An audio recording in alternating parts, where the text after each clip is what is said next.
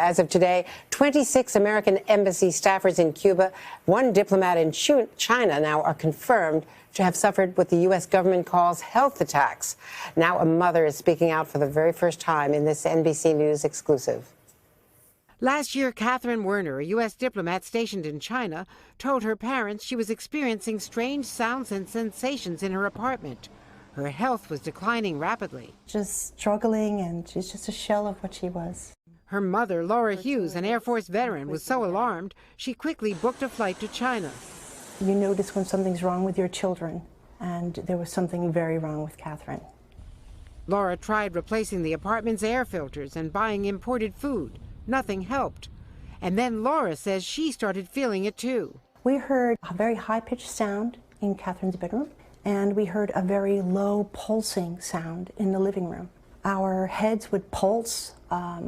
You would feel like you would want to regurgitate. You could become instantly paralyzed, instantaneously fatigued. Laura has also developed visual problems, including sensitivity to light, which is why she's wearing dark glasses today. It's similar to what U.S. diplomats in Cuba reported feeling, in what the U.S. government now says were targeted health attacks. As mother and daughter struggled, Laura says their dogs also began acting strangely. They'd be shivering under the bed when we returned to the apartment. They would vomit blood. They didn't want to go back into the apartment after long walks. And they would run down the hallway and stop just where the living room begins and just sit there, and their heads would move simultaneously. We were so scared, we didn't know what could they possibly be looking at. After 3 months, Laura, unable to tolerate it any longer, headed back to the U.S. 3 weeks later, the State Department medevaced Catherine out of China. The doctors diagnosed Catherine with traumatic brain injury. Their findings were the same as they found for the U.S. diplomats from Cuba. Attorney Mark Zaid represents Catherine and many of the Havana diplomats affected.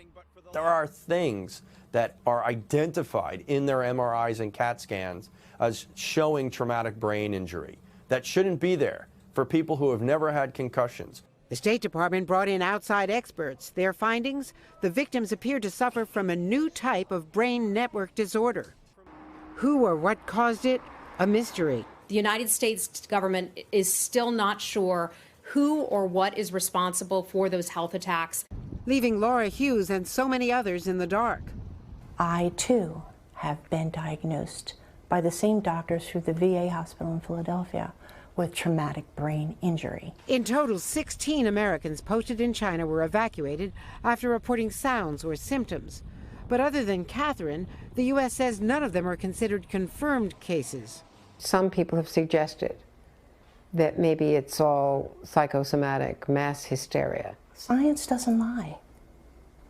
These scientists and these doctors and specialists have been working very hard and long on us. There is no way you can fake this. Have they told you or Catherine whether this is permanent damage? Yes, it looks like it. The NIH is now studying the syndrome, but Laura is calling on the State Department to do more. I do not believe that our military or diplomats are safe because this weapon system is creating havoc. And do you worry that this could happen to other diplomats in other countries? That's why I'm here. That is why I'm here.